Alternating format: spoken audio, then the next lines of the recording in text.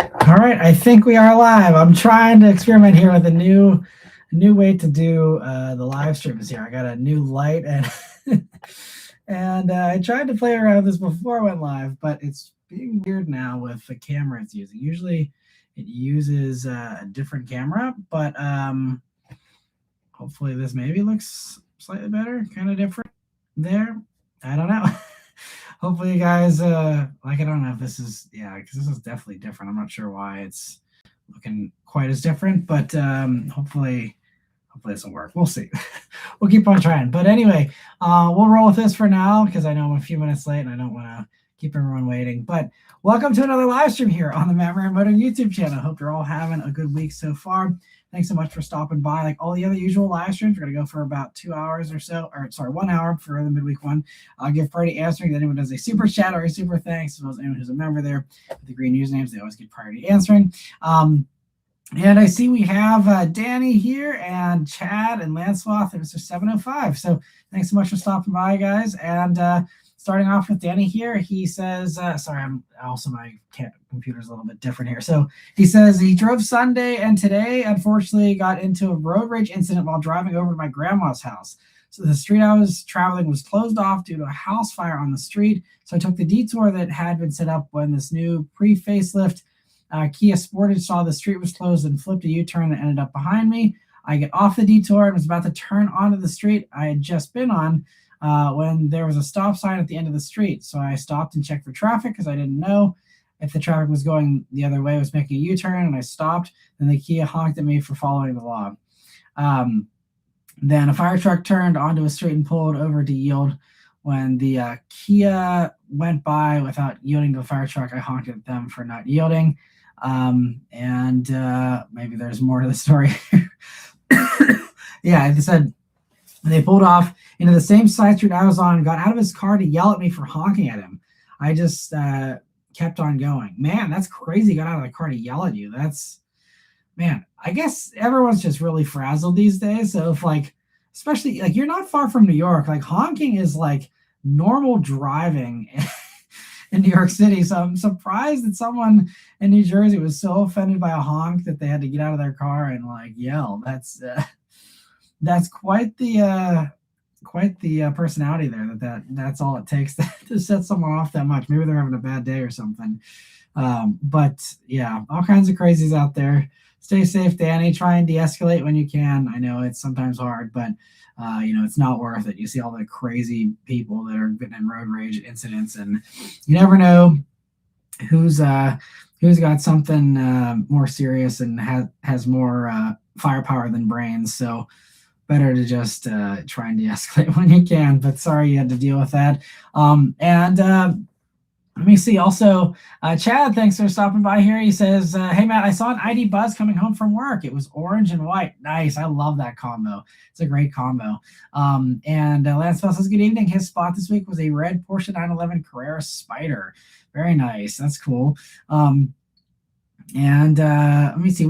I saw something cool. Oh, someone in my area, because I saw it twice today when I was driving around, got a new Cadillac CT5 V, not the Blackwing, but still a very nice V in that galaxy. It's kind of like a deep grayish, purplish kind of color. Looked really nice and sounded really good too, even though it was just a regular V. It's still a really nice car. So that was kind of cool to see. Hopefully I see them around a bunch more. Mr. 705 says he put a deposit down on a 2026 RAV4 XLE Canada spec. Now it's just the waiting game. I'm looking forward to getting rid of my 2021 CRV with over 200,000 kilometers. Well, congrats on having it make it that far, and congrats on the new order. I hope it does come in soon for you there. I'm curious what color you went with, but that's awesome. Congrats. That's huge. Sorry, also I missed Luke's comment. He said he saw a Porsche Cayenne today that had the top completely removed and a bunch of bracing bars. It was so weird looking. Wow, that is... Yeah, I don't think those bracing bars are going to be sufficient for the rigidity lost by hacking off the entire roof. That's crazy. Very interesting, man. Try and take a picture of that one if you see it again, because that's definitely another one that would get people talking for sure. Let me see. Luke also says, has your daughter ever not liked a press car or asked not to have a ride in it? It's a good question. I don't think so. I think she's kind of naturally curious like I am. and always wants to check out whatever I have. Um, I don't think there has been anything that she's actively like not liked. Yeah, it's a good question, but no, I think she's mostly good with all of them. Um, and Chad says, I'm glad to see you're getting your hands on more lower spec models. A lot of vehicles stop making sense in their top trims. You could get a higher level model with supposedly better bones. Yeah, absolutely. I mean, I think that's that's kind of the tricky thing with a lot of these loaded models is it's like, yeah, you are kind of almost stepping on the toes of the luxury brands in many cases. And yeah, that's the beauty of the dealers because, most of the time, aside from, the few rare cars like Volkswagen sent me the base GTI, but typically, manufacturers don't do that. So like those, both the Bronco Sport and the F-150 were dealer cars, and that's why I love working with dealers because I can pick exactly the trim I want, exactly the options I want, um, and really find the stuff that I know is like stuff that is more relevant and more relatable, and stuff that also is better competitively because it's not a zillion reviews of the same press car, the same media drive stuff. It's different, and I hope that does help me here going forward. We'll see, but those types of videos have performed decently well and do seem to be very evergreen because people are actually searching for those base models a lot more, or lower trims, mid-level trims, anything that's not a fully loaded trim pretty much, unless you're talking about a launch car or something that's very exciting and everyone wants the loaded up version anyway. But, for this regular stuff, I think it's better to do the lower trims for sure. So I'm glad you're enjoying that, Chad. And Danny says, they pull. Okay, we already covered that. Vishal says, hello, Miss Sunday due to a family outing. Glad to be here. My spots are a purple Geo Metro sedan, the same red Ford Festiva from last week, and a Pontiac Sunfire Coupe. Nice. Yeah, Sunfires are a rare sight these days. That's awesome. And Kraken, thanks for stopping by. He says it's been a bit, and I believe you're the first person to stop by the live with your new badge there for 4+ years of support here. Just hit the 4-year mark for being a member on the Maran Motoring channel here. I really appreciate that, Kraken. Thanks so much for 4 years of support. Hopefully you like the new badge there, and I hope you're doing well. But let me see. So Luke also says, how do you control impulse with cars? I feel like I want a newer or a different vehicle way too often, even if I enjoy what I'm driving. Yeah, that is certainly, with us, we don't, there are times where, with Beth's car, she's like, oh, it'd be nice to have this or that. But, I think that we're so conditioned to understanding like we give this back at the end of the week. There's sometimes where it's really hard still. Like the Audi RS6 Avant, for example, things like that, where it's like, man, really wish that one could stay. But, I think the bigger problem is not so much like having a nice car for a week, but it's getting used to on a regular basis a lot of nice luxury features, getting used to having a heated steering wheel, getting used to having ventilated seats. Because then when you don't have those, you really do miss those kinds of things a lot more so than a specific car, in my opinion. It's just getting used to those types of things and then going back to not having them. It's not a big deal still, even, with the Fiat, for example, no heated seats, but it's cloth, it heats up fine. And I'm good. My hands are a little cold whenever I'm driving the Fiat in the wintertime, but it's not a huge deal. But I think it's also just at this point now, I've driven almost 1,000, I've reviewed almost 1,000 cars. Eventually, the like, ooh, I'm driving something new, that kind of thing kind of wears off to some degree. And it's not, this thing where I feel empty after it's gone or something. It's just, okay, well, what's the next exciting thing to try out? And I think that rotation also helps too. If it was like one awesome car and then I never had a press car for another year or something, like that would leave more of a hole. But, there's always another cool thing around the bend, and, just kind of working on, just focusing on that and keeping the ball rolling is, I think what's helped me to not, take it badly, I suppose. And let me see. Danny says honking culture is here. Yeah, seems like it's always been there in New York for sure. And Kraken says hasn't been a great week, but he just blew the motor in his Elantra, and for some unknown reason, right after he had it shut off on him, and then it ran like crap. Oh, that sucks. Man, I wonder. Yeah, I'm curious the context of that. If he's stock, if he's modded, how many miles, what kind of circumstance, if he was just driving normally, or if it was, when he was revving it out, or what. Hopefully, this will be a very good test, because I hear mixed things about Hyundai's warranty, and the powertrain warranty in particular. As long as he is, mostly stock and is going to have that powertrain coverage, I'm very curious to see if they push back or if they're cool about it. I know oftentimes it comes down to the dealer, and some dealers going to bat for their customers versus others not doing that. But yeah, that's unfortunate. Sorry to hear that, and hope he gets it back on the road here soon. But hopefully you're doing okay, Kraken. And WK Beat says, watching road rage compilations on YouTube makes me drive calmer. I guess that's a good thing to kind of give perspective. Because I think we can all kind of turn down the temperature these days. It's easy to, everything's faster, everyone's cars are more capable, and that kind of raises the stakes too. And it's there's more and more of that though, for sure. So anytime there's an opportunity to try and de-escalate, there's a lot of times where I want to react, but I gotta just roll my eyes and be like, they must be having a terrible day, or they're feeling insecure in their giant truck, or whatever the case is. And I just, try and roll with the punches there.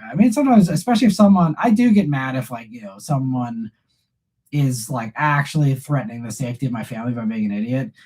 Whether it's someone swerving around on the highway or, something where I just try and remove myself from the situation as best I can and get out of the way. But, there are some times where if someone's, especially the thing that triggers me is if someone's if Beth's driving, or if I hear about something after the fact of someone, being a jerk to her while she was driving and I'm not there to protect, that really, that does usually rile me up a good bit. But thankfully those things are, few and far between. But Kraken says, installed a new used throttle body and injectors, and car ran fine for the weekend. Then last night it blew without warning. Felt my heart sank for my buddy. Oh man. So interesting, I guess.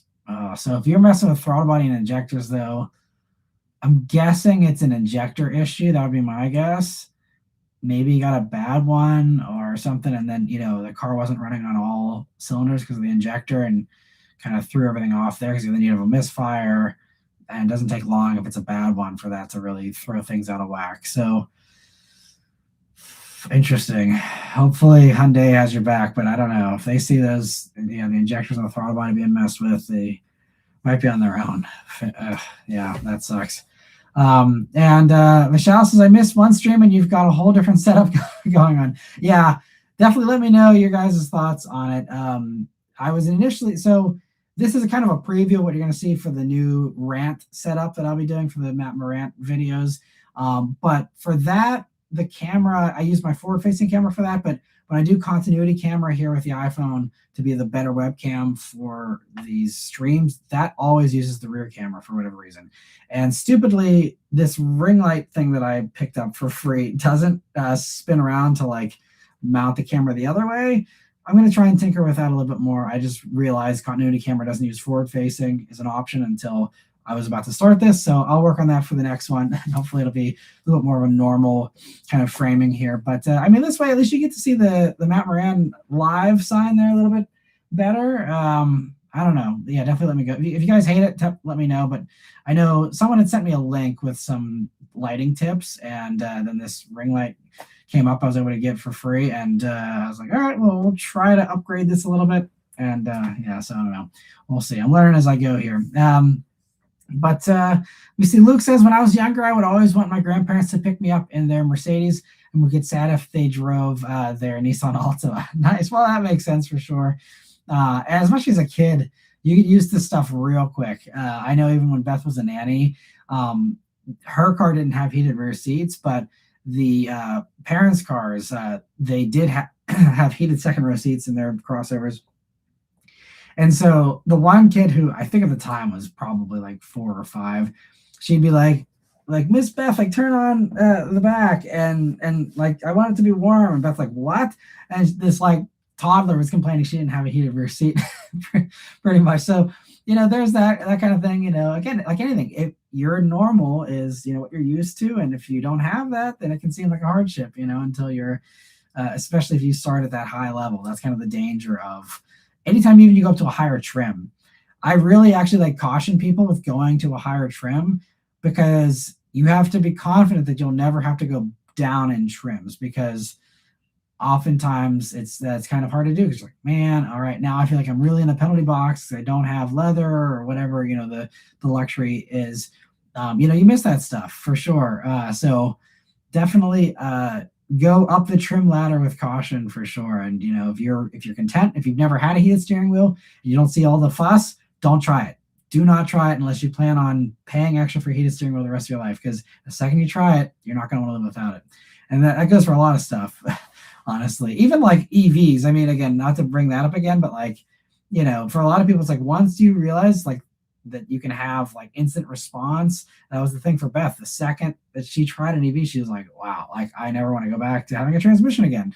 And so, for some people too, that's another addictive thing of, whether it's extra power. And someone even commented on this the other day and said, oh, your reactions aren't as crazy as they used to be. Someone who hadn't watched the channel in a long time. And it's like, I'm like, yeah, that's, what reviewing 1,000 cars does to you, especially when a lot of them are fast. I'm not the giddy, like half scared, 20-year-old that's like, ooh, I'm going fast in a Civic Si. And also that comes with driver training, after doing so many high performance driving schools and a bunch of track time, you become more confident. And with confidence, you're not peeing your pants as much unless you're really going crazy. And, it's like, it's any other drug, like adrenaline, you have to keep going crazier to get that same fix. And that's why like motorcyclists like probably never really want to go backwards, because everything else just feels slow. Everything else just feels boring. It's less engagement, less immersion. It just doesn't compare. So it's very much all these things, you sample something more intense, you got to be prepared to keep that up. Let me see. Fazlin says, hey, man, hope you've been doing well. Getting closer to obtaining that Durango SUV. I'm going to keep it till it dies. Well, I hope you do, and best of luck with that. Thanks for stopping by. And Denny says, I just try not to deal with the road ragers, but some people have just very overinflated egos. New Jersey drivers are the worst of that. Yeah, well, we'll see. As you eventually expand your horizons and drive in other states, you can kind of get a sense of how other drivers are. Yeah, every state has its own unique stuff. I mean, certainly some states are better than others, but there's, especially these days, again, there's a lot of people that are very unhappy right now in this country, and that shows in the way they drive, the way they treat other people, and the way that they handle upset and discomfort and inconvenience and all those kinds of things. So yeah, totally get it though. And let me see here.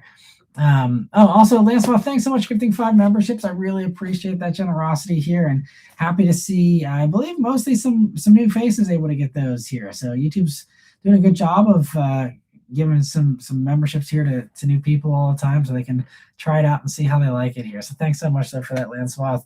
And let me see here. So Nicholas says, hi, Matt, wanted to echo somebody's suggestion on a previous live stream about making videos about the best cars for a certain type of buyer or your favorite in a market segment. Sounds like a good idea. Yeah, maybe. I'm getting a knock on the door. I don't know if Beth wants to join here, or if there's something you need to let me know about. Okay. Well, I'm not going to join on camera. Okay. But I have to come in and tell you something. Okay. That my parents they wanted to come in to watch the live stream, but my mom just typed it in on Google, and the AI thing of the AI synopsis of you and your life is really funny. Oh yeah. Yeah. Okay. So I wanted to tell everyone because I thought it would be funny. Okay. Well, here you go. Is everyone up for that? Little Beth cameo. I mean, yeah, it takes a minute to load the comments, so I'm sure everyone's curious to hear the AI summary of Matt Maran. Okay. Hello, everyone. I am not camera ready, so I'm just going to tell everyone. Okay.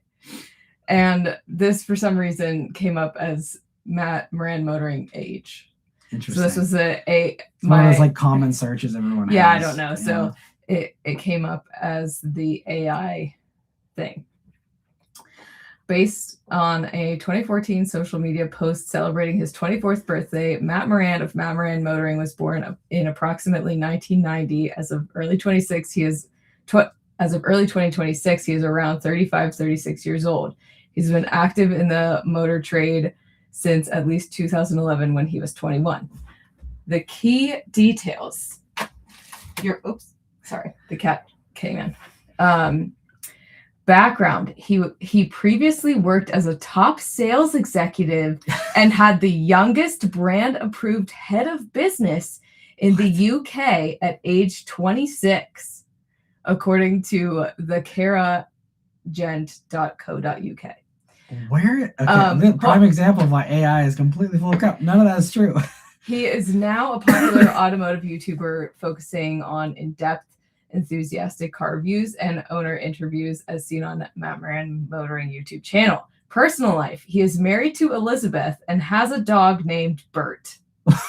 Which is not true either about the dog. Obviously, they got you right, but that's it. A dog named Bert. Yeah, so my parents said they really love Bert. Bert is their favorite grand dog. I feel like we should get one of our daughter's plush dogs in here, and that can be the mascot. It's my dog Bert, my imaginary dog or whatever that AI has imagined for me. Yeah, so I thought your fans would really enjoy that. There you go. As don't trust AI. Yeah, that's wow, man. I wish I was from the UK. That'd be fun. Yeah, I would just be going right back there and enjoying the UK right now.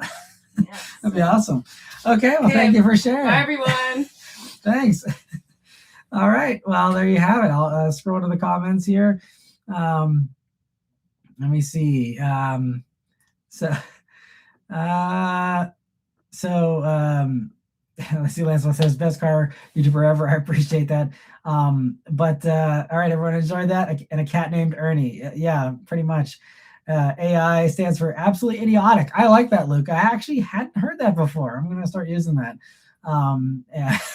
Basil says not the imaginary dog in the company in the UK. Oh man, yeah, I wish I had a company in the UK. That'd be great. That would really help me out financially right now. Anyway, all right, getting back to the other questions here. But yeah, sorry, Nicholas, getting back to your suggestion there about best cars for certain types of buyers and market segments. Yeah, I think I'd feel comfortable doing something like that because then it is at least, that caveat of this is what I like, or this is, for this type of person.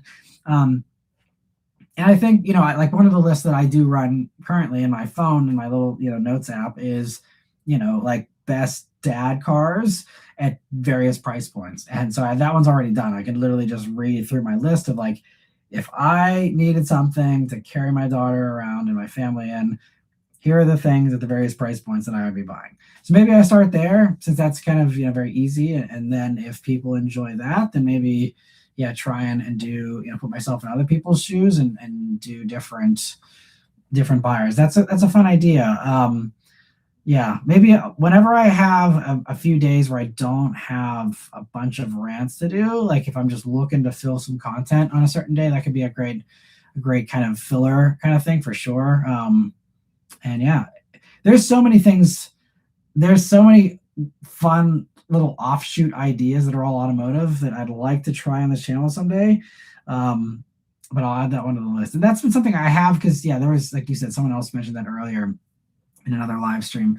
But that is something I do have on my radar. And it's one of the things I am planning on doing. I do also have a few like rants on the back burner that aren't urgent that I also want to get through here relatively soon. But thankfully, since I don't have press cars right now and I don't have any until May, I get a little bit of a gap if I'm not able to go to dealers as much, where I can maybe do some of those here. So yeah, I appreciate that seconding of that idea, and I'll be hopefully doing that here relatively soon. And Juan, thank you so much for a super chat. I really appreciate it. He says, I thought I'd never say this, but the Maverick Lobo is cool. I'd say that's all the truck most of us really need. I want to see you review the Lobo soon. Ford Lobo is the name of the F-150 in Mexico. Nice. So I actually did a Maverick Lobo maybe like 2 or 3 months back at this point, maybe a little bit further back. But I did do that. I'm waiting to do an F-150 Lobo. And Ford is so slow sending press cars that it's going to probably be a while before I get it that way. But I did tell my local Ford dealers I'm looking at a Lobo to review. And so they will let me know whenever a Lobo comes in, and I will do an F-150 Lobo as well. But I have done the Maverick. So if you're excited to see that, go enjoy that for 20 minutes. Come back. We'll still be here for a little bit. And yeah, we can chat more after that if you want. But I love the Maverick Lobo. It's great. It's really fun, and it taps into the EcoBoost, fan in me, and taps into just like the hot hatch stuff, because it's kind of a hot hatch. Just instead of a hatch, you got a truck bed, but it very much has that kind of a vibe to it. And I love driving that little thing around. I drove that thing a lot, and I really enjoyed it. And let me see. So where are we here? Try and find my spot. All right, almost caught up here. So Mr. 705 says, I gave my dealer 4 color options to hopefully speed up the waiting game: white, brown, brown sugar metallic, blueprint, and storm cloud. Unfortunately, no real deals because it's the new model. Yeah, that sounds about right. But at least there's no markups, right, in Canada for the most part. I know there's sometimes they try to do like add-ons, but at least hopefully there's no markup you got to deal with. And Ahmed says, hey, Matt, it's Ahmed again. Just wanted to say thanks for all your advice and help. I ended up buying a Mustang EcoBoost. It's a great car. That's awesome. I'm glad the videos helped you here and the advice helped. And I'm glad you're enjoying the EcoBoost. It's a great car, great daily driver, great cruiser, great all-around car for sure. So that's awesome. And thanks for stopping by. And Kraken says he also kept blowing the charge pipe off throughout the weekend, but I did find out how to replace the injectors on the end so I can do them myself. Nice. Well, yeah, hopefully he gets his car sorted out without too much trouble. And let me see. John says, your review of the new Acura Integra Type S swayed me to get my own 2025 Integra Type S. It's my daily in Massachusetts, and I'm loving every mile. That's awesome. I'm so happy to hear that. I'm glad the video helped you, and I'm glad you're enjoying it. Those things are so, so great. Yeah, that's awesome. And there's a couple around here. I do see there's a white one I see on a pretty regular basis, and it makes me happy that it seems like they're selling decently well. I actually see them, I'd say probably at least as often, if not slightly more often than Civic Type R's, the FL5. So that's awesome. And Michelle says, Matt, what's the highest fuel range you've seen in a gas car? For me, it has to be my Passat. During the drive from North Carolina, it was reading 730 miles of range at one point. Wow. Range-wise in a gas car, I think the highest I remember seeing, I think there's been one or two where it was like 600 to 650. I've never seen over 700 in anything, even diesel stuff. I don't think I've ever seen anything that high. So yeah, that's very impressive. I mean, the Germans in general, just like their motors are so efficient. They almost always overperform, fuel economy, power wise, oftentimes as well. Just, yeah, very, very good stuff there. That's awesome. And Raphael says, hello all. I always forget about Wednesdays. Well, thanks for stopping by. And Kraken says, buddy gifted me some upgraded A1 injectors for helping him out. I am still trying to accept a car mod as a gift. My ADHD twin blessed me. Well, I hope you can enjoy them. Just be careful with those injectors. If, that might be part of what made your buddy's car go wonky. Definitely make sure all that stuff is correct, and tuned, for all that stuff correctly. Because I know a lot of the Subaru guys back in the day, I remember getting in a lot of trouble, because their WRXs, they didn't tune for an intake, and that really threw those cars off. A lot of people just want to throw an intake on a WRX and it wouldn't run right. Obviously modern cars are a little more intelligent with adapting so they don't blow themselves up with minor mods, but you always want to make sure you're working with a good tuner with, incorporating your mods so everything's working well. And let me see here. Danny says, my ADHD sometimes makes me struggle with driving. One problem with ADHD with me is I tend to hyperfixate on things. Yeah, and that's and that even sometimes goes into OCD a little bit, which is kind of something I think I have a twinge of as well, where it's like, yeah, you really kind of, that's the O part, the obsessive part of OCD, and really, kind of spiraling over, a certain thing or really hyper fixating on that. And so, yeah, I totally understand.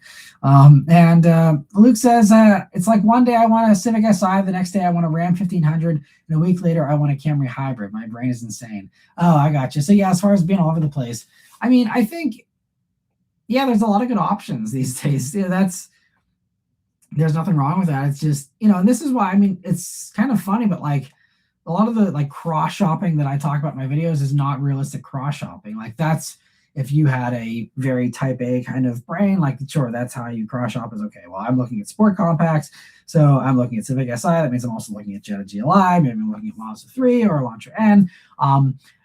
But like the reality is like a lot of people trade in WRXs for Tacomas, and people are going back and forth between trucks and sports cars, and oh, 1 minute I'm in a Wrangler, the next minute I'm in a Corvette, and it like should not, but it's a lot of people, yeah, they like sampling different things, and this is why a lot of people flip through cars really quickly because they like trying different things and they don't want to stick with the same things. They get bored easily. I've had a lot of buddies in the past that's just like, all right, it's been a year or two, I need to get a new car, I want to try something new, I don't want to be stuck in the same old thing. And obviously for me, I don't have that problem because I'm always in something new every week. So I'm envious of people who bond with their cars and they're like, oh, I've been driving this thing my whole life, and it's like, man, like that bond is really special, and I've haven't had that since the Bullet, and even with that it was hard because it only had 20,000 miles, and again I was always kind of cheating on it by driving everything else while it just sat there in the garage. So yeah, it's fun to try new things, but there's a lot to be said for the old faithful car too. We see Kraken says he's definitely modded 10,000 miles driving normally. He's got his stuff, he's got his work cut out for him, but he's lured up and stuff. Well, hopefully that helps. Yeah, I mean, the Magnuson Moss act can hopefully be a little bit of a hedge to say, okay, we have to prove that these things actually were the cause, but I'm worried that they are the cause, and then Hyundai's off the hook, but we'll see, fingers crossed. Fasten says, do you know how much in terms of fixing cars, or do I know much in terms of fixing cars, like mechanic wise? Not really. That's just not really been my forte. Now I will say I've gotten better just with experience over the years, and also working at car dealerships. I drove cars that had issues. I heard because a lot of times, especially in my early years there being a detailer, we worked in the same little building as some of the mechanics, especially the mechanics that work on some of the used and older stuff. So I learned pretty quickly, okay, that's what a lifter tick is, that's what a knock sounds like, and those types of things. And and there's over time you kind of get used to figuring out, okay, well, this is how this feels, this is how this shouldn't feel, those types of things. So there's some of those things. So that now I'd say I'm a little better than the average driver at diagnosing stuff. And I still have family or friends who will say, oh, my battery died. And what do you think it could be? And, I go through, okay, well, you do this. How old is the car? Oh, well, it's about 5 years old. You probably need a new battery. That's something that a lot of people just generally don't know, especially if you're not in the car world. So there's some of those little factoids that I guess kind of help me to help others sometimes. But then, there's other times where I'm like, yeah, I'm totally clueless on this. I have no idea. Like my sister, she had her whole driver assistance camera that went out on her Mazda CX-5. And she was like, do you know how to fix this, or what I can do to make this go away? I'm like, I mean, that's out of my wheelhouse there. So I'm like, I'm sure you just got to replace it. And, I just, that was kind of, just something I wasn't able to diagnose very well. So there's limits, but some of the general kind of old fashioned kind of stuff, I know when brakes are warped by the feel. I can tell when a tire is out of balance, those types of things a little bit. But that's something you should be able to figure out pretty easily. I think most people can probably figure out, oh, my brakes feel kind of weird. But differentiating between is this just my brakes, having some surface rust on them, or is it actually warping? Those types of things I think I guess maybe a little bit better at. I don't know, but definitely not as smart as some of my mechanic buddies and guys like Chris Fix and Engineering Explained, Humble Mechanic, Eric the Car Guy. Those guys are are obviously actual real mechanics. And so sometimes if I'm stumped on something, I'll even ask them. But yeah, and Danny says the Bolt now has 3 dead TPMS sensors too. This is what the Bolt blessed me with today. Sorry that it sounds like it. Yeah, it's definitely just those batteries. And if they're going, all around the same time, that kind of makes sense. And Chaz says, if someone is just being a jerk, I try to remember what I tell my crew. You should pity them, because if something so small can send them over the limit, then they have other issues going on. Absolutely. That's very, very true. Very good advice. And that's important to keep in mind. And I think that's helpful for a lot of us. And even if, you don't need to take the pity angle, like just being like, everyone's fighting a battle you know nothing about. And that's really rung so true for me a lot in life, as far as, I'm like, man, like what's their problem or something, or like, even like socializing with people, and I was like, oh, and then I find out after the fact, like they're dealing with this or that or whatever, like you never know. And so that's why you gotta be like, okay, they're doing their thing. It is what it is. I'm going to do my thing and just try and, make the world a little bit of a better place as best as I can. And, realizing, you can only do so much, and, go from there. But that's great advice, Chad. And Danny says, my parents always told me this when I was learning: assume everyone around you is an idiot. Yeah, definitely drive defensively, and make sure that you're like, I don't trust turn signals. And that might anger some people behind me sometimes, because I'm slower to pull out. But I'm not going to get T-boned by some bozo that, forgot to turn their turn signal off, or just genuinely, honestly, doesn't know it's on and is innocently just driving along, and they got their music up so they don't hear it. Maybe they can't see their turn signal, indicator or whatever. There's all that kind of stuff. But those types of things, when you start assuming things, you sometimes get yourself into trouble. So, I never trust turn signals and other things like that, where, someone waves me on. Just because they're waving me on doesn't mean I'm going to go. I'm going to still do my due diligence and look around, make sure that it's safe. I'm not going to just take some random stranger's word for it because they're waving me on and they have a power trip that they need to control the intersection. Like, that's fine. You can wave me on. I'm still going to make sure everything's good before I go. That is one of my driving pet peeves, though. I know sometimes it's like a courtesy thing. People think they're being nice by being like, oh, like, you go ahead. But like, it always confuses everything. Especially, it drives me crazy when I'm at a stop sign. I'm trying to pull out onto a main road, and someone who's on the main road stops traffic in their direction, at least, and waves me ahead. And I'm like, you're slowing everyone else down. This takes longer for you to stop, communicate to me take the leap of faith that you're actually going to do what you're saying you're going to do, and then me go out, versus you just, everyone following the rules, you just turning, and then I go right after. Like, some people, again, I think some people genuinely are being nice whenever they're directing traffic, but like, it's not your job to direct traffic. And that, oh man, that is always the one thing that drives me crazy. And maybe it shouldn't, because again, I think some people are trying to be nice, but I think some people also are in a bit of a power trip, and they do enjoy telling other people to go, and like, they're like, oh, I'm going to control this intersection. Like, I think some of that too sometimes, not going to judge. It could be one, it could be the other, but like, it's all safer if we all just agree to the same rules, all follow the same rules, and carry on, going about our lives, assuming that everyone's going to abide by that. And Luke says, Maran's after dark, get your dirty soda ready. I've actually never had a dirty soda, I don't think. But I got to try one sometime. And all right, let me see here. So Kraken says he thinks its fuel pump injectors were upgraded, OEM ones, but I think he spun a rod bearing and launched the bottom of the rod cap out of the bottom of the block because there wasn't much shrapnel. Wow, that's crazy. And Michelle says, I think I'll always be the type that stops in the middle or second or third from top trim in most cars. I don't need everything, but would like just enough to be happy with it. Yeah, and I think mid-grade is really a nice sweet spot for a lot of these things these days. But honestly, like, I've been arguing for a while now, base models are so well done. You have the basic stuff you want as far as driver assist. Most everything comes standard with blind spot monitoring, for example, adaptive cruise. So it's like, it really comes down to how many creature comforts do you want. But as far as like, I feel helped and safe in my car, like having that assist is nice. And, but everything else, it's like, all the touchscreens that are currently in cars, even in the base trims, are enough. They all have CarPlay and Android Auto, unless you're in a GM EV, but, or a Tesla, or a Rivian. But aside from those, you got all your bases covered. There's no reason to really go up any higher again unless you want to pamper yourself.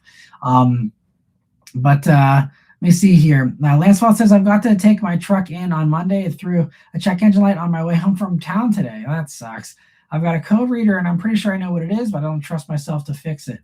Yeah, well, always best to leave it to the professionals if it's not something you have, enough confidence in on your own. And that way you're good. I don't know if it's, under warranty or anything, but if it is, obviously, then that's another good reason to take it to the dealer so you have all the records and keep that warranty intact. And Danny says, then again, our family's 2006 Equinox was pretty much fully loaded for the year. Only things it did not have was the leather package, all-wheel drive, and the side airbags, which were an option, not mandated yet. Interesting. And Lancelot also always assumes people around him can't drive. Yep. And Danny also says it had the gray cloth with the sunroof and every other option available other than the 3 mentioned above.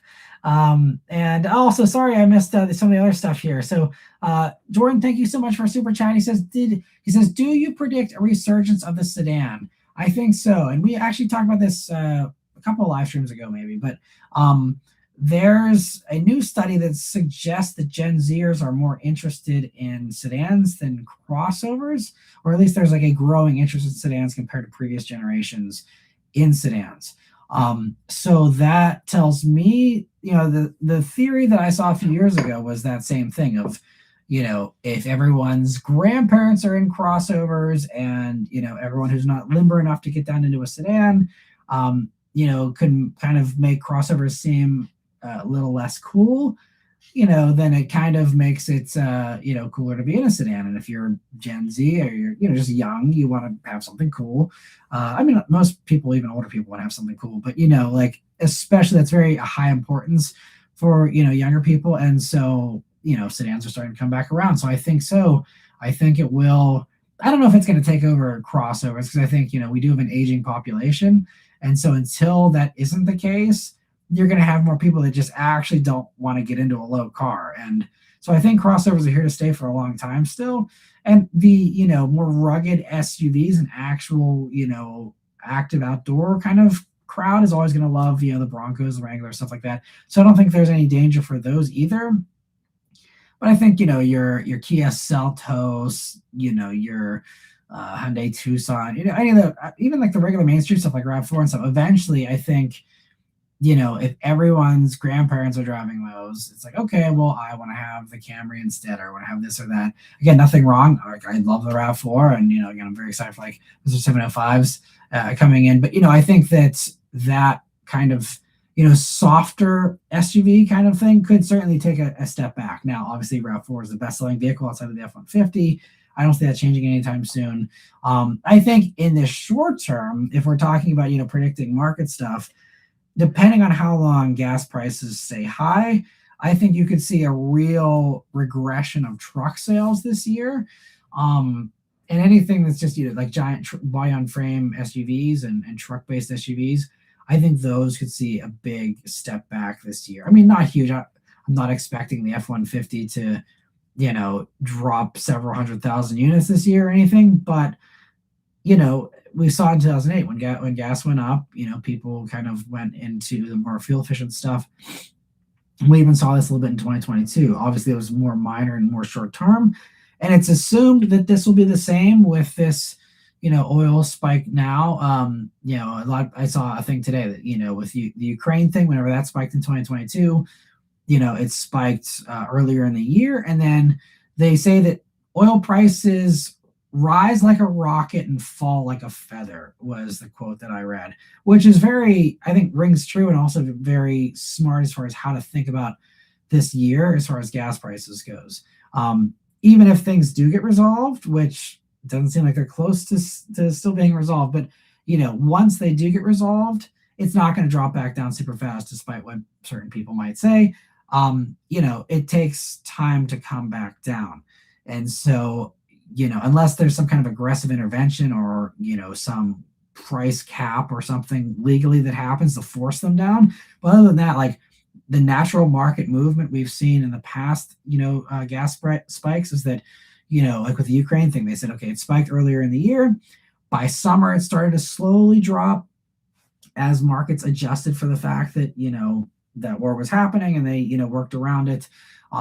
So there was, summer, it started to slowly drop. By the fall is when you started to see things actually kind of get back down to a more normal price range. But it still was elevated. It still never did really go back fully. And so I think that's also another thing. I don't know if we'll get to February gas pricing this year at all, or maybe ever. We'll see.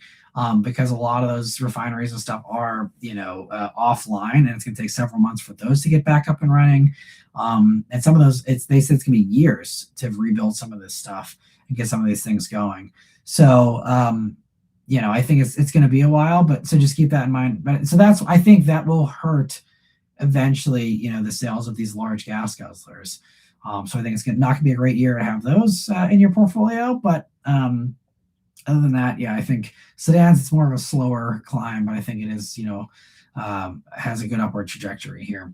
All right. And Jorge says, thanks so much also, Jorge, for being a member for 48 months. So he just hit the 4-year mark as well. We were just congratulating Kraken on that, but thank you, Jorge, for that as well.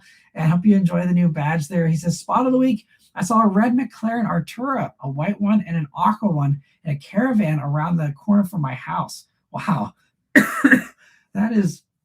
That's impressive. Man, yeah, I never see Arturas. I think the only Artura I've ever seen is the one that I reviewed. I don't think I've ever seen one on the road. So that's cool. You saw 3 and they're enjoying themselves. I really like Artura. It sounded like it had some glitches early on. Hopefully that's been resolved. McLaren I wish that they got their glitches figured out, because that's the only thing that gives me pause if I ever had exotic car money, because they're a better value because you get so much more performance for less money than, Ferrari and Lamborghini and stuff. But, the glitches just make me a little nervous sometimes. But I'm glad those Artura drivers were having fun. That's a really impressive spot. Congrats, Jorge. And Jordan, thank you so much for a super chat here. He says, dealership you'd consider working for now in 2026. I mean, the local dealers here I could talk about, but you guys wouldn't know any of those. But if you're talking about like brands that I consider working for,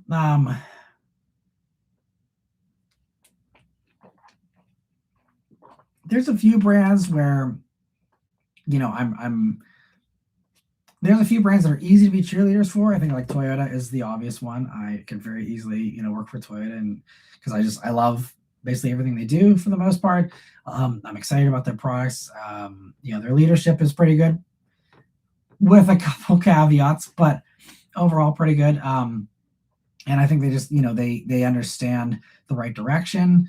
I think for me, it's brands that I would want to work for are companies who haven't proven themselves to be full of crap in the past year or two. We heard a lot of people talking about environmental stuff in the past, 5 years.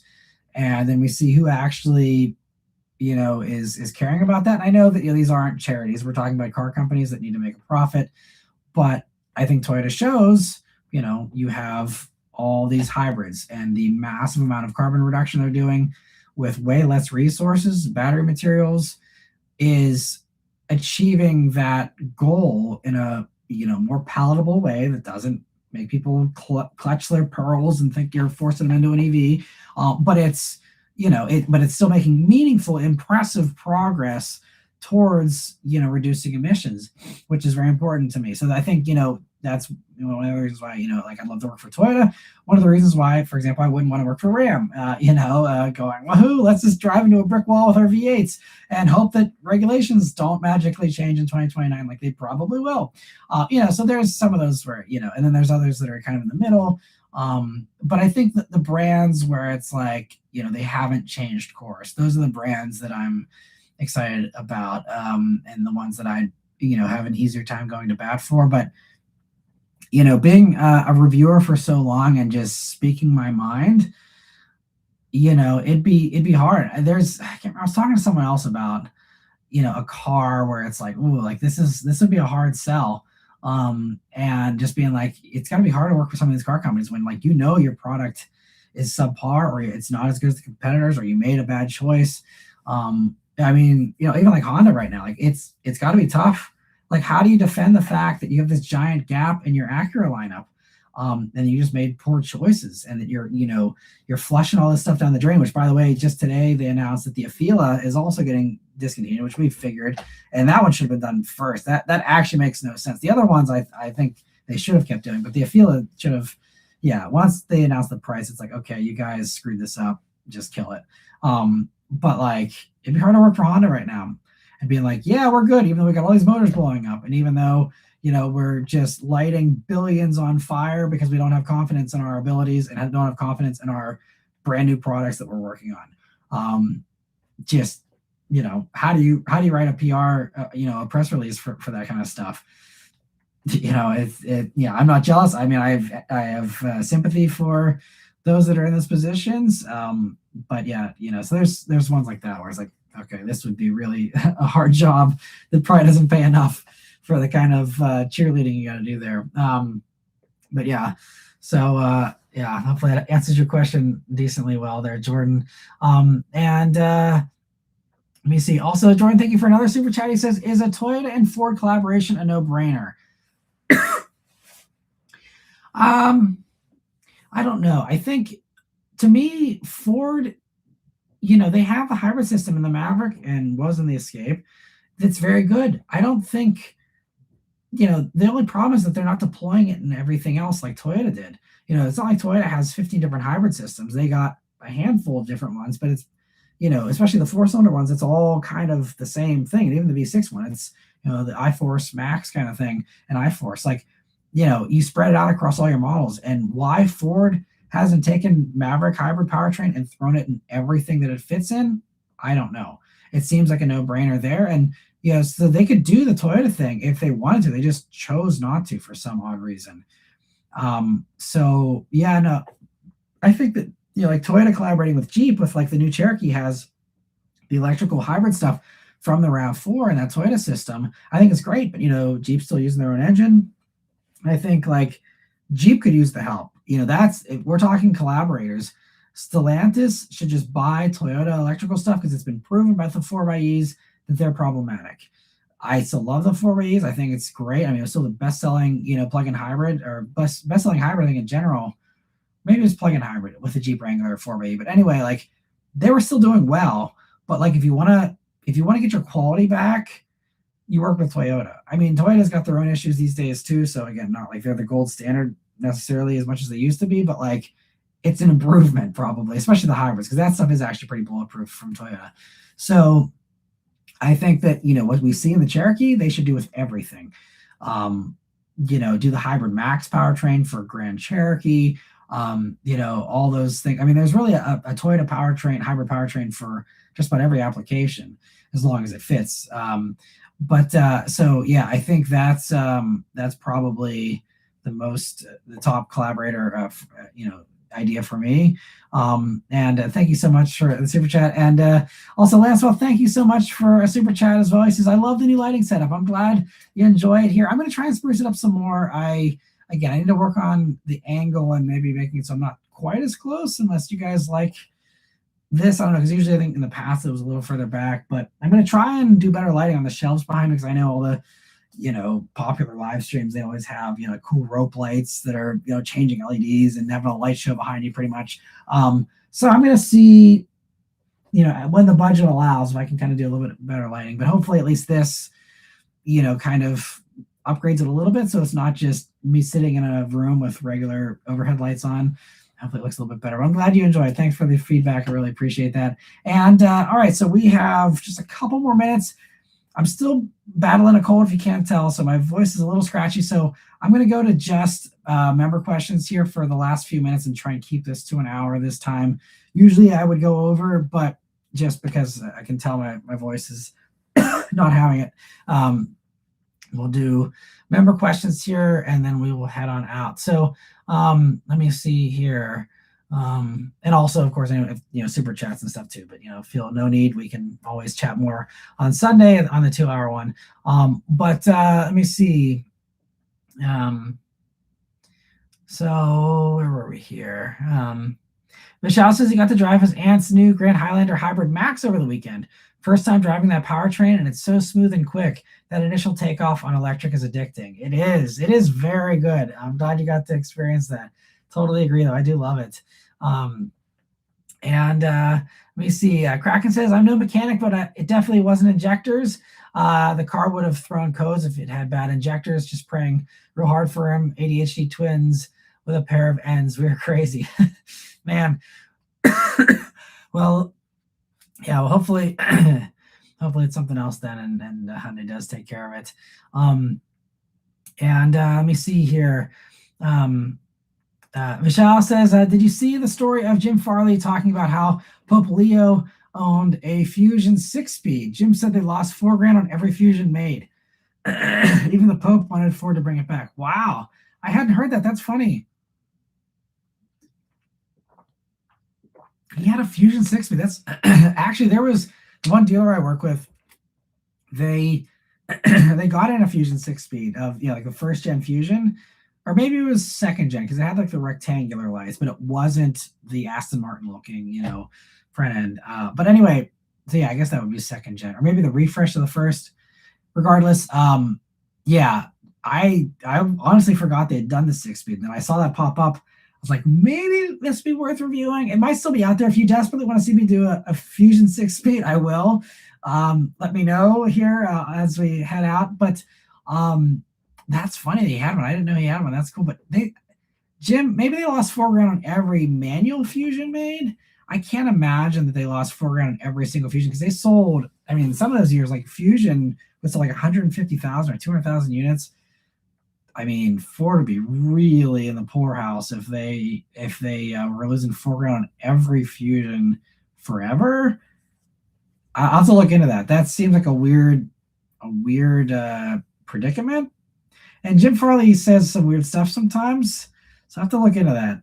I appreciate it. I didn't hear about that. That's funny. And that's cool that the Pope had that. Yeah, I'm not Catholic, but the Pope says some cool stuff every once in a while. This new Pope seems kind of cool. But let me see here. Luke says, I figured out the weird glitch with the Ford chime. If you sit in the vehicle while turned off after driving and don't get out and restart it, will do the older chime. Yeah, but there were some times too. I even remember it's in my Mustang where it would do, like even just if I got into the car and I started up really quick, like it just took a second to wake up. And sometimes if I didn't give it that second, it would still do the old chime. So that's always like the backup ones. But yeah, a lot of times I catch them off guard and in the reviews, and that goes for other brands too, where I catch it off guard and then it does the old one. It's kind of funny because that happened with the Bronco Sport there this week too. And let me see. Michelle says, speaking of turn signals, I saw an F-150 in the lane next to mine with a signal on for a good while. Genuinely wonder how people don't realize it's on. They make a sound. Yeah, but if you're got your music going and stuff, then you don't hear it. That's, I think what happens. But yeah, you would think you'd see the indicator, but maybe some people just don't have their seats set up, or they're just not looking down at their gauges, which is also entirely possible, for long periods of time for some people. And let me see. So Chad says, thoughts on Jeep's new 4-cylinders? Numbers look good, but if the delivery and the reliability aren't there, then that doesn't mean a lot. Yeah, I did do the new Grand Cherokee with the new Hurricane 4. It's a great motor. It's strong. It's smooth. Yeah, but time will tell if they put it together well or not. I think the Hurricane 6 is very over-engineered, and I don't know of anyone having mechanical issues. Mostly Ram, I think, has electrical glitches with the new electrical architecture, but I think the motor is pretty solid, and I'm hoping it's the same overbuilt nature for the 4-cylinder too, but I'm not sure. Yeah, but yeah, we'll have to wait and see. And that's what says it's 2002 Silverado, so I think it's the MAF sensor. Gotcha. Okay, yeah, so obviously no warranties there. And Jordan says the presentation lighting setup is epic. Just pull the chair back by half a foot. Okay, yeah, that could work. And then it's not quite as much. I appreciate that, Jordan. And let me see. Michelle says, as a Gen Z, sedans definitely intrigue me more than SUVs. Of course, I'll go SUV whenever my needs change, but as a daily driver, a sedan is all I need for now. Yeah, and I think that goes for a lot of people, especially now with these liftbacks. That's what I love about stuff like the new Charger and others. You got that liftback practicality, and it further negates the need for an SUV a lot of times. And Luke says, I feel bad for my boss. He just got a new 26 Ram 2500. Oh, that's got to hurt with diesel prices going up even faster. Sorry, I just reloaded the comments here, so I lost my spot. I hate when it does that sometimes. So yeah, but the 6.4 V8. Oh, so it wasn't even the diesel. It's 6.4. Yeah, that's gotta hurt. And Kraken says he's a big McLaren fanboy here. Yeah, McLarens. I mean, they're fun. I've reviewed a bunch of them, as you probably know. I love the way they drive. Just a little bit nerve wracking. And actually, like the one thing that really made me a little leery of them is that when we were doing the AVA event, I've probably told this story before, but very quick cliff notes. We were on the AVA event where, a bunch of us YouTubers all got together and reviewed cars together. This was back 2018, I think, something like that. We had a McLaren 720S, which I did a review on. Very fun car. But Jason from Engineering Explained, he was on the event here with us, and he took it up for a drive to film his content. He drove up into the mountains. Beautiful spot. No service. But beautiful spot, stopped, turned off the car, got out, took some nice pictures in front of a mountain or whatever, and then got back in the car, and it didn't recognize the key. And he's like, okay, let's try, moving it around, try, playing around with the ignition switch, see if there's other things I can try and do to wake this up. Wasn't recognizing the key. He put it, apparently there's like a spot in the center console or something you're supposed to put it, or in the cup holders, and he put it in those spots. Nothing. Multiple minutes are passing. He's starting to panic. He's like, I don't know what to do. I have no service. The car won't recognize the key. I'm basically stuck, and really a bad situation. And so, and this was also before like satellite connectivity with your phone, where you can do an emergency call. Like if you have no service, he had genuinely no way of like, smoke signaling anyone. So I mean, he eventually like was playing around with like every single spot on the car he could put the key to try and put it in the footwell, put it everywhere you could. He finally popped the frunk, put it in the base of the frunk up against the firewall, and then it recognized the key. But like, I mean, again, maybe that was one weird glitch with that one car, but the fact that that even is a possibility is terrifying. So, I mean, I guess, don't go in a place where you don't have service, but like, come on, like if you're on a scenic, canyon road, oftentimes that's the way it is, and the fact that, I guess you can always just not turn the car off. There's ways around it, but the fact that you can't just like drive it carefree and not worry about it recognizing the key, like, again, I hope they've gotten that sorted since then. That was a long time ago, but like that alone made me be like, all right, well, like 720S is great, but if I don't know if this thing's gonna recognize the key every time I get in it, forget it. You got to have those basic reliability things, like other things, whatever, but like you need to make sure a car every single time recognizes the key if it's in the car. No questions asked. No ifs, ands, or buts about it, So anyway, Vishal says he saw a Ferrari 458 on his commute to work last week. Nice. All right, so let me see. We have Jorge. Thank you so much for another super chat. I really appreciate it. And thank you so much for stopping by. And all right, so I think, we've just about caught up here with the member questions. Apologies to everyone who I didn't get to here with the non-member questions. Hopefully my voice will be better on Sunday. We'll go the full 2 hours and definitely save those questions for then, or also, go ahead and send a message or whatever else on social media there if you have a burning question you'd like answered. I see Vishal here says, back in 2016 when I took driver's ed, the car we used was a 2016 Fusion at the time. It was a nice car and drove well. I also like the built-in blind spot mirror. Yeah, those are nice to have, those little bubble mirrors. And yeah, Fusion, that generation Fusion is so underrated. They're dirt cheap now, and they're good cars. They're reliable. You can get in a hybrid. You can get in a plug-in hybrid. So forward-thinking. Again, Ford was on the right track in the 2010s, and then they just threw it out the window. Same with Chevy with the Volt. It drives me crazy that they didn't just stick with that stuff. I mean, sales weren't great, but like, it's one of those things where they had a crystal ball, but they got the timing wrong by 10 years. And, it went from being a massive, failure, could have been a massive hit if they did. It's all about timing. And also here to send us off here, Jordan, thank you so much for a very generous super chat. He says, 26 Chevy Bolt is expected to only run for 1 or 2 years. What do owners do after the demise? What about the 2015 owners of the Volt? Recall battery installations or just a loss? So even if a car goes out of production, they still do produce some replacement parts typically. So yes, like Bolt is running until I think it's early 2027 calendar year is when they stop that. I think it's like 18 months they're building Bolts or something like that again, which is maybe it will change. We'll see what happens. I know they want to get some tariff relief, and that's why they're kicking the Bolt out. But if Bolt turns out to be really a hot seller and everyone wants a cheap EV, I mean, I honestly, I'd just go for a Nissan Leaf anyway over the Bolt. But if the Bolt does happen to be a huge hit, yeah, it's another example of Chevy being allergic to success sometimes. But as far as what owners do, you look at owners of old Bolts, they still can find replacement parts and fixes and stuff like that. So that's definitely something you can address. As far as 2015 Volt buyers, those people, I believe there should be replacement stuff that you're still able to get. If not, I think the other alternative, I guess it comes down, I don't know exactly how it works with plug-in hybrids and EVs. Usually they're in like separate special kind of junkyards. But I think you could always track down, another Volt that maybe has a functional battery or a better battery health battery. I believe you can also just replace cells.